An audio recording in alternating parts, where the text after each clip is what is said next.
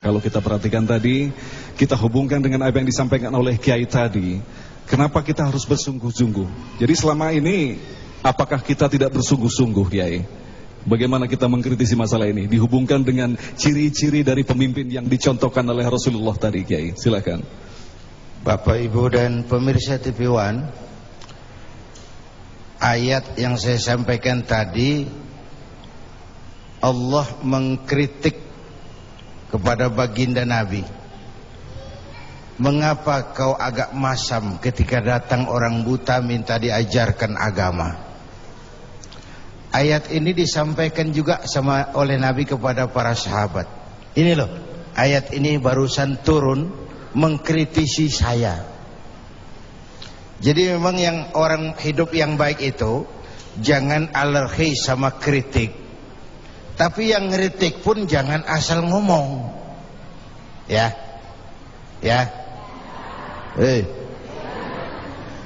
Orang jangan alergi sama yang namanya kritik, karena kritik itu yang sering membuat kita berpikir. Dikritik yang membuat kita dewasa. Dikritik yang membuat kita jadi bijaksana.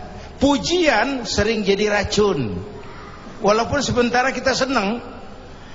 Ibu cantik loh, Bu. Wah, mekar hidungnya. Tapi itu sering jadi racun. Kritik yang membuat kita berpikir, kritik yang membuat kita dewasa, kritik yang membuat kita jadi bijak.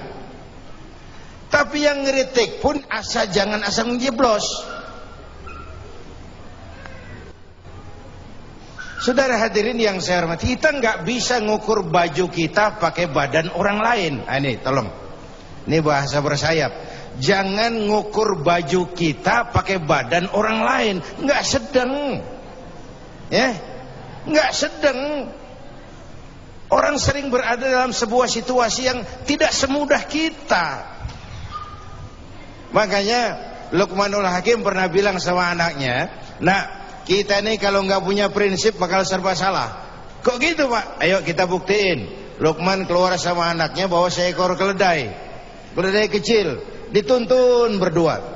Lewat di tengah orang pada ngomong, anak sama bapak sama gobloknya. Bawa keledai bukan ditaikin, dituntun. Tolol. Nah, kamu dengar, Nak? Iya, Pak, sekali kita salah. Sekarang gimana, Pak? Bapak yang naik, kamu jalan. Lewat lagi di tempat orang ngomong lagi, bapak kagak tahu diri.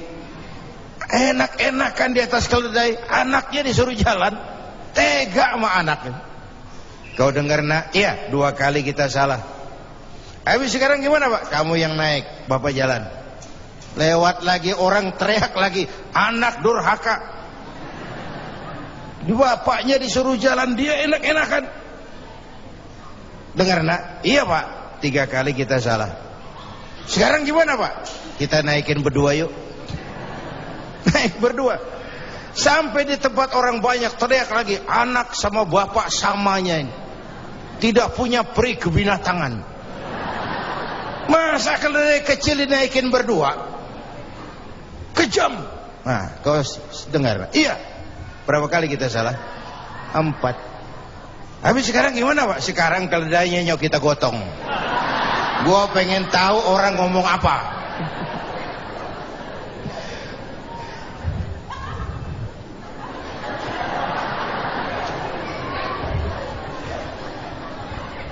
Begitulah Bapak Ibu hadirin, tanpa sebuah prinsip kita sering terombang-ambing.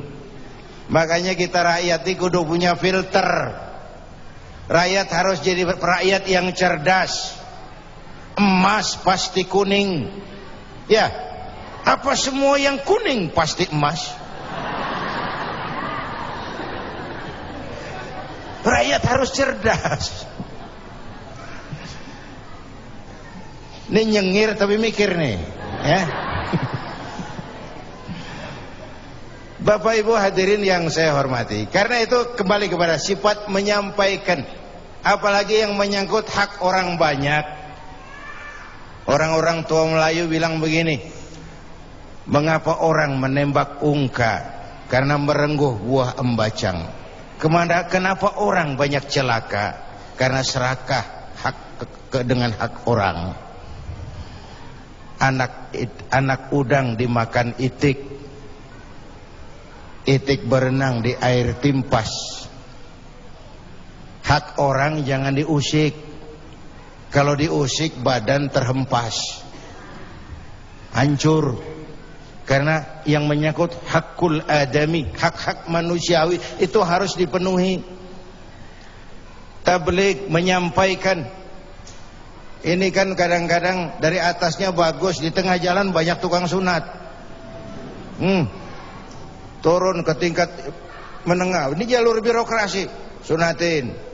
Turun lagi ke bawahnya, sunatin. Turun ke gubernur, sunatin. Turun ke wali kota, sunatin. Turun ke camat, sunatin. Sampai ke rakyat, ujungnya doang dikit bener. Kebanyakan tukang sunat di negeri kita ini. Belum lagi kerja mubazir. Itu ada pepatah orang Melayu bilang begini, wahai kawan, banyaklah zikir, mengingat Allah, janganlah mungkir. Wahai kawan, banyak berzikir, mengingat Allah, janganlah mungkir. Hindarkan semua kerja mubazir supaya hidup tidak terisolir. Kerja mubazir itu kayak apa? Kayaknya kenal Ja'ronah. Pernah dengar nama itu?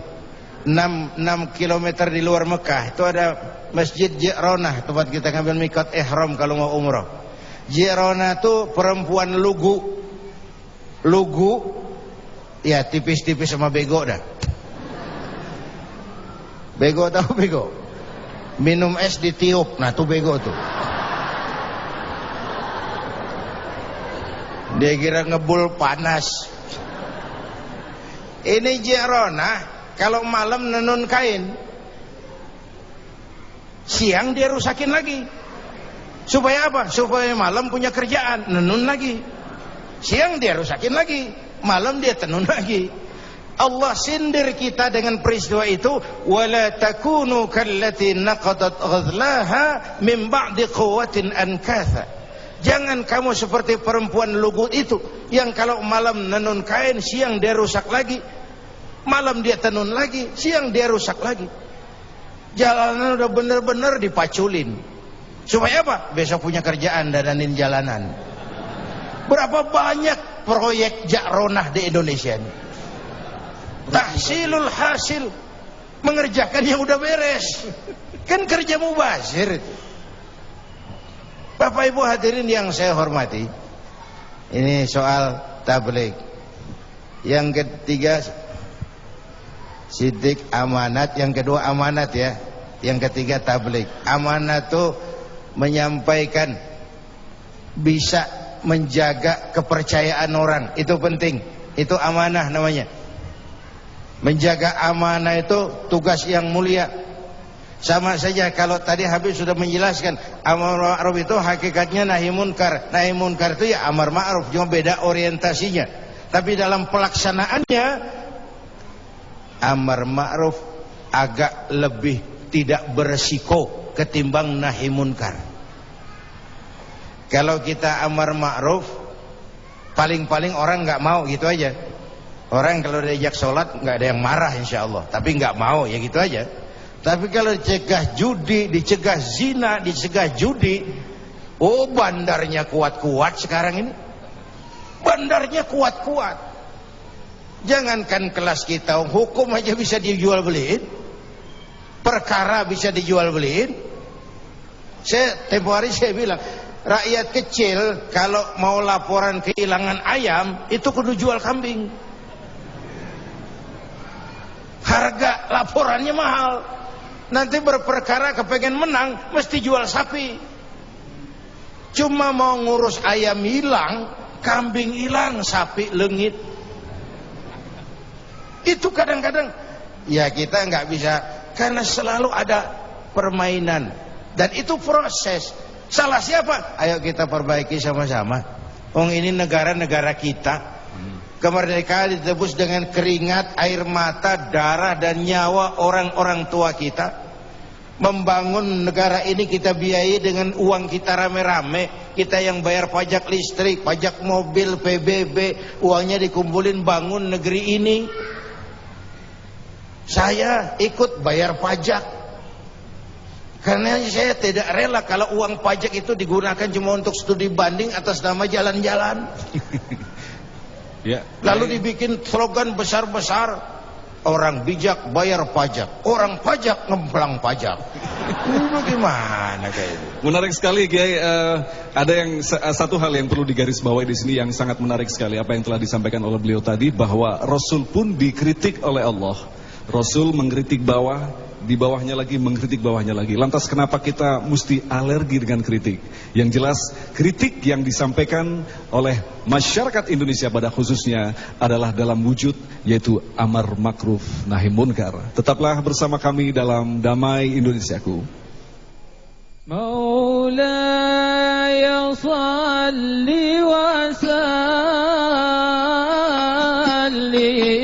daiman abada Allah Allah ala habibika khairil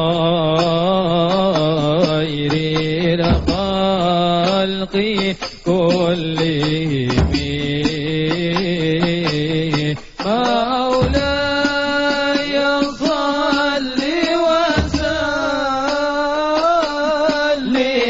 دائما أبدا الله الله على حبيبك خير الخلق كلهم.